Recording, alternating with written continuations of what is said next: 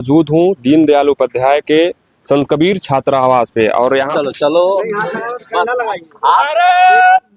जैसा कि आप नल नील जो हमारे उस समय के इंजीनियर थे वो पत्थरों को राम जी से छुआ करके तराते थे। आज़ादी का 78वां वर्षगांठ मना रहा है और पूरा देश इस हर्ष में है कि हमारे देश को आज आज़ाद हुए 78 वर्ष हो गए हैं। आप क्या सोचते हैं? सर, मेरा नाम गुड्डू कुमार यादव है सर, और सर 15 अगस्त। नमस्कार, मैं गणेश और आप देख रहे हैं जीपी न्यूज़ नेटवर्क। इस वक्त मैं मौजूद हूँ दीनदयाल उपाध्याय के संत कबीर छात्रावास पे। और यहाँ पे आप देख सकते हैं हमारे पीछे ये 78वां जो स्वतंत्र दिवस है उसका कार्यक्रम चल रहा है। और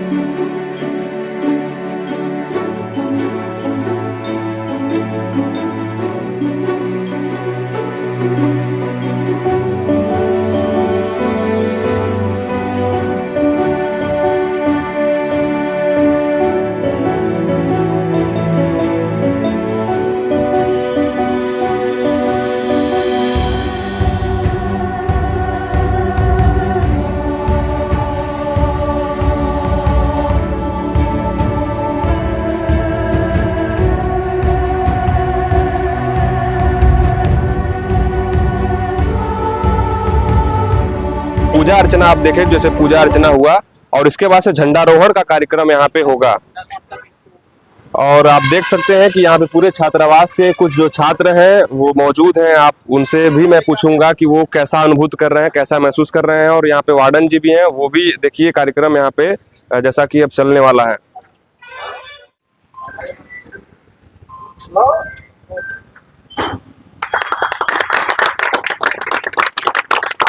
आप सभी के बीच आप देख सकते हैं संत कबीर छात्रावास पे झंडारोहण का जो कार्यक्रम है वो संपन्न हो रहा है। शेखर आजाद, भगत सिंह और इसके तरह क्रांतिकारियों के अतिरिक्त अन्य पंडित जवाहरलाल नेहरू, महात्मा गांधी, सरदार वल्लभ भाई पटेल जैसे महान विभूतियों ने इस दिन के लिए इतना संघर्ष करके हमें यह अवसर उपलब्ध कराया है।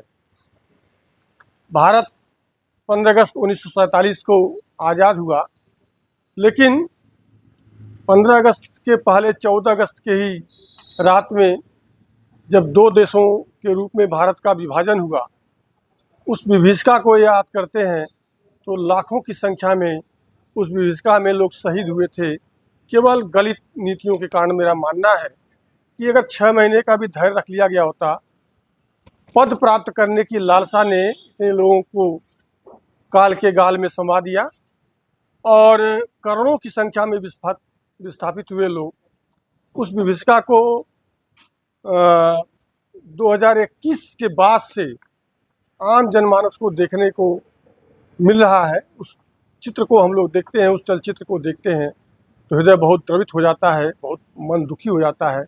यदि हम 6 महीने बाद भी पाते स्वतंत्रता तो यह दिन हमको देखने को नहीं मिलता और एक अखंड भारत हमारे सामने सम्मुख उपस्थित होता।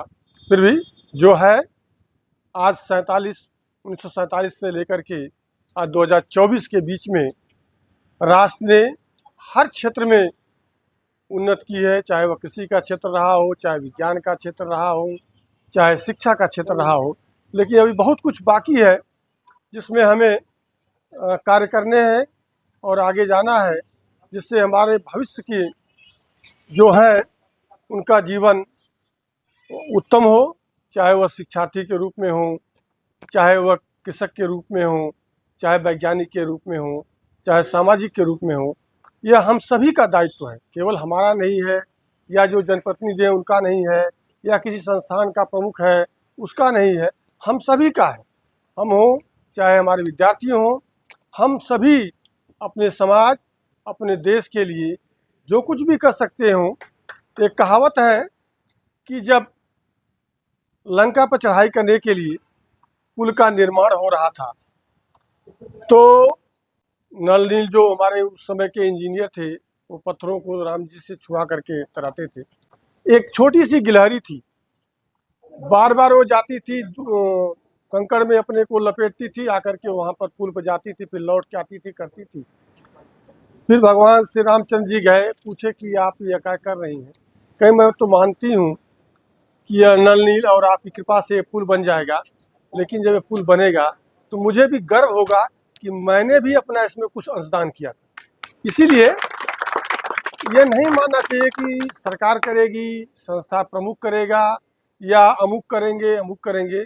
हम सभी का दायित्व बनता है कि हम अपने अंश का कार्य राज्य के लिए, देश के लिए, समाज के लिए, अपने परिवार के लिए, जहाँ जिस संस्था में उसके लिए हम क्या कर सकते हैं, छोटा सा भी अंश करेंगे तो वह बड़ा होगा। इन्हीं सब बातों के लिए इस स्वतंत्रता दिवस के अवसर पर आप सभी को ढेर सारी बधाई और शुभकामनाएं, मंगल कामनाएं। आपका भविष्य उज्जवल हो। जय हिंद, जय भारत। आप लोग अपने छात्रावास की स्थिति देख रहे हैं। ईश्वर करे कि अगले साल जब हम लोग करें ये कार्यक्रम तो इतना विशाल करें कि वो यादगार बने, और ऐसा होगा ही होगा।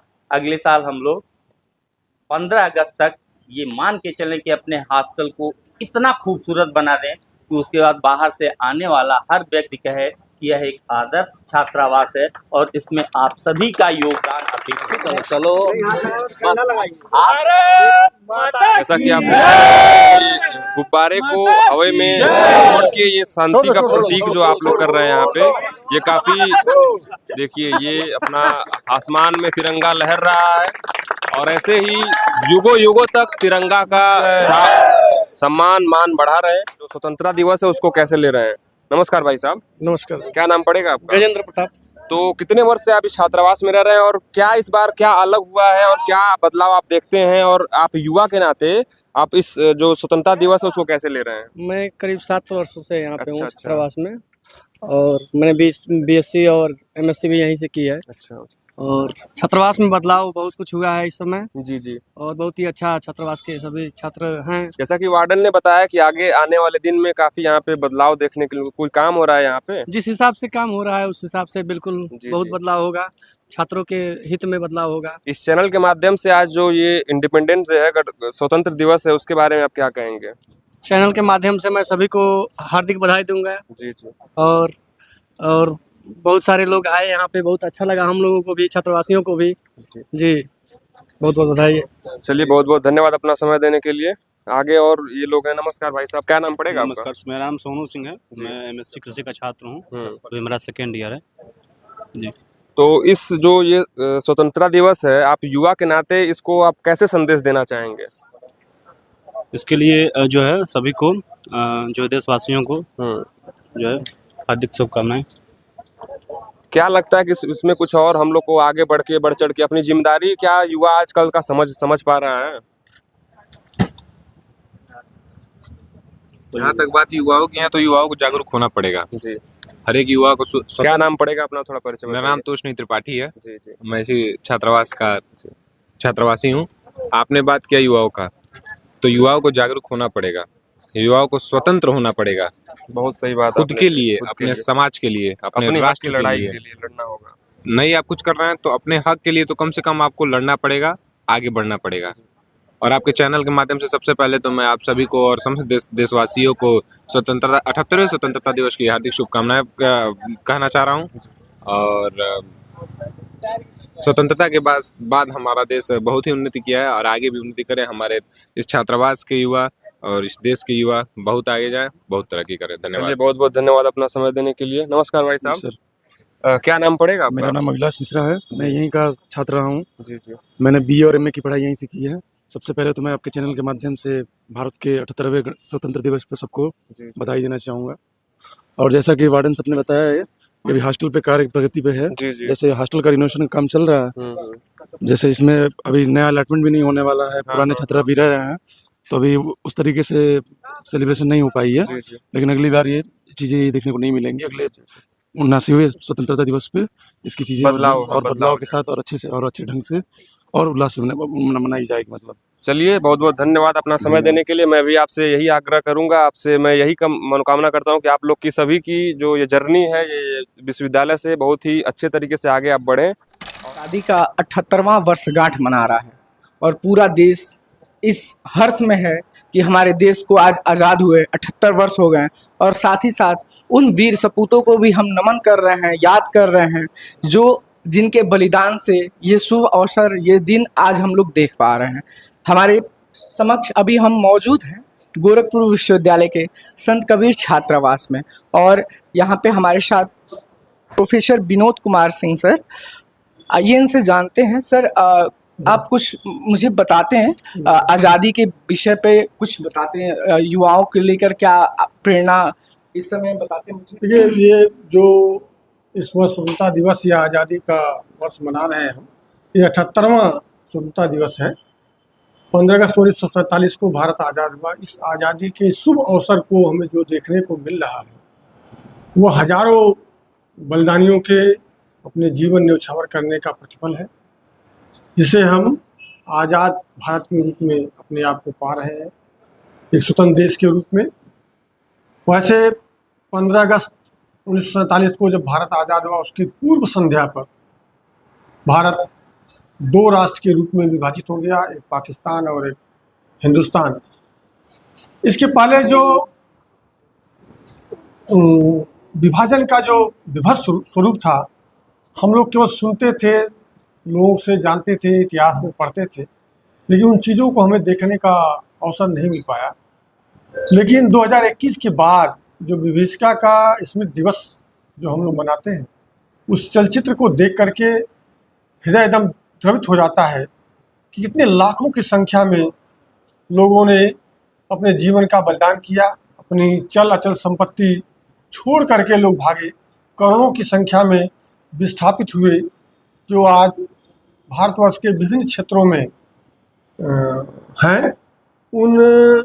उस कालखंड के बहुत कम लोग बचे होंगे जिनके विचार हमको सुनने को मिलते हैं, लेकिन उन्होंने अपने परिजनों को जो बचाया है तो सुन करके मन बहुत दुखी होता है। उनके बलिदान को हम याद करते हुए यह लोगों को कहना चाहते हैं कि उन बलिदानियों के प्रतिफल स्वरूप जो हमको आज़ाद भारत मिला है, 47 से लेकर के 2024 के बीच में भारत बहुत कुछ क्षेत्रों में आगे बढ़ा है, चाहे वह कृषि का क्षेत्र रहा हो, चाहे वह शिक्षा का क्षेत्र रहा हो, चाहे तकनीकी क्षेत्र में रहा हो, चाहे औद्योगिक क्षेत्र में रहा हो, चाहे आर्थिक क्षेत्र में रहा हो। आज भारत विश्व की 5वीं अर्थव्यवस्था है। ये माना जा रहा है कि 2047 में भारत विश्व की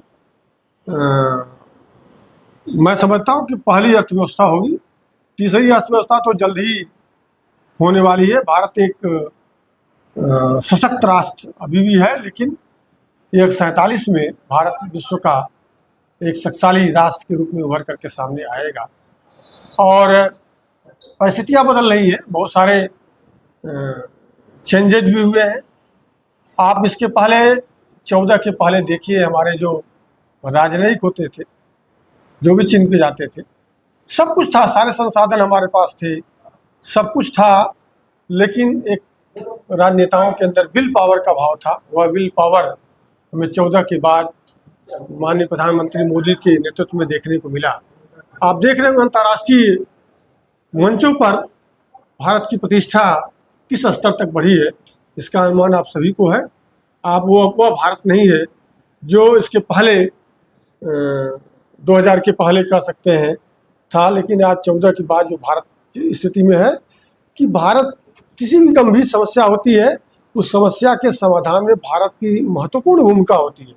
खास करके जो 1-1.5 वर्षों से जो संघर्ष चल रहा है, यूक्रेन युद्ध, रूस और यूक्रेन के मध्य जो संघर्ष चल रहा है, उस संघर्ष में यदि कोई कुछ दिनों के लिए युद्ध विराम कराने की स्थिति में था तो वह भारत ही था। भारत का संबंध रूस से भी अच्छा है और यूक्रेन से भी अच्छा है। इससे आप अनुमान लगा सकते हैं कि भारत की अंतर्राष्ट्रीय छवि क्या है, कि दोनों लड़ रहे हैं लेकिन दोनों से हमारी छवि अच्छी है। हम दोनों विरोधी हैं। हम रशिया से भी हमारे अच्छे संबंध है, हमारे संबंध अमेरिका से भी अच्छे हैं, और या अन्य बड़ी जो शक्तियां हैं, क्योंकि ये देखिए 2000 के बाद जो महाशक्ति का एक था ना कि सुपर पावर शब्द समाप्त हो गया। अब उसके जगह पर बड़ी शक्ति का इस्तेमाल किया जाता है। चाहे वो अमेरिका हो, चाहे फ्रांस हो, चाहे ब्रिटेन हो, चाहे चाइना हो, चाहे रसिया हो, भारत भी अब एक बड़ी शक्ति के रूप में अंतर्राष्ट्रीय रंगमंच पर देखने को मिल रहा है। तो ऐसा नहीं, भारत की सरकार या हमारे वैज्ञानिक, हमारे इंडस्ट्रियलिस्ट सभी भारत को विकसित करने में लगे हुए हैं। उसी के साथ साथ केवल सरकार और संस्थाओं का ही योगदान नहीं होना चाहिए, हम सभी का दायित्व एवं कर्तव्य है कि जो जिस क्षेत्र में है, जहाँ पर भी है, चाहे वह शिक्षा के क्षेत्र में हो, चाहे वह कृषि के क्षेत्र में हो, चाहे औद्योगिक के क्षेत्र में हो, चाहे विद्यार्थी के रूप में भी हो, विद्यार्थी भी अपना राष्ट्र के निर्माण में अपना महत्वपूर्ण योगदान दे सकता है। इसलिए सभी को अपने हिस्से का कार्य करना होगा, तभी भारत एक सशक्त राष्ट्र के रूप में हम सबों के सम्मुख देखने को मिलेगा। मेरी आप सभी से यह अपेक्षा भी है और मैं स्वयं की इच्छा भी है कि भारत जल्द से जल्द एक सशक्त राष्ट्र के रूप में, सार्वभौम राष्ट्र के रूप में अंतर्राष्ट्रीय रंगमंच पर दिखाई दे। बहुत बहुत धन्यवाद। धन्यवाद सर। यकीनन भारत आज चारों तरफ से तरक्की कर रहा है, हर क्षेत्र में अंतर्राष्ट्रीय मंचों पे भारत बहुत आगे बढ़ के आ रहा है। सैन्य शक्ति भारत की बहुत मजबूत हो रही है और ऐसे ही हर्षोल्लास के साथ पूरा भारत आज स्वतंत्रता का 78वां वर्ष मना रहा है। जानते हैं देश अपना 78वां स्वतंत्रता दिवस हर्षोल्लास के साथ मना रहा है और यहाँ पे समाज का हर वर्ग इस आज़ादी को सेलिब्रेट कर रहा है। और आज हम मौजूद हैं DDU छात्रावास के आसपास और हर वर्ग के लोगों से हमने बात करी। इसी वर्ग में कुछ ऐसे लोग हैं जो यहाँ पे काम कर रहे हैं, छात्रावास को अच्छे तरीके से बनाने का काम कर रहे हैं, मेहनत कर रहे हैं, रोज़ दिन रात कड़ी धूप में मेहनत करते हैं। उनसे जानेंगे कि ये जो पर्व है देश की आज़ादी का, उनके लिए क्या महत्व रखता है और क्या सोचते हैं, देश प्रेम की भावना किस तरीके से उनके मन में उत्पन्न होती है और देश के बारे में आप क्या सोचते हैं? सर मेरा नाम गुड्डू कुमार यादव है सर, और सर 15 अगस्त आज नहीं, फिर भी आप जो भी सोचते हैं आप खुल के बताइए, कोई दिक्कत नहीं है। आप जो है आपकी जो भावनाएं हैं वो बताइए हमें, कोई फर्क नहीं पड़ता आप क्या बोल रहे हैं, बस बताइए। 15 अगस्त है और हमारा देश आज के दिन आज़ाद हुआ है, हमें बहुत खुशी है और हमारे पूरे देश को खुशी है। ताकि और इसी समय ऐसे ही हालात हमेशा बना रहे, हमारा देश हमेशा आगे बढ़ता रहे। और सर हम हमेशा यही चाहेंगे कि सब एक मिलकर रहे, पूरे भारत के देश के जितने भी व्यक्ति हैं सब मिल के हमारे देश को सुरक्षित बनाएं, अच्छा बनाएं। और सर यही कहेंगे कि मिलजुल कर रहना चाहिए, एक दूसरे से भाईचारा में हमेशा रहना चाहिए। और सर आगे अब क्या कहें सर, देश की प्रगति मतलब जैसे हो रही है, आप देख रहे हैं देश जो है अलग अलग फील्ड में जो है जा रहा है जो है। और थोड़ा सा जो है अपने बारे में थोड़ा परिचय दें, आप क्या करते हैं और कहाँ से यहाँ? सर हम टाइल्स का काम करते हैं, टाइल्स का मिस्त्री हैं सर, इसमें काम कर रहे हैं।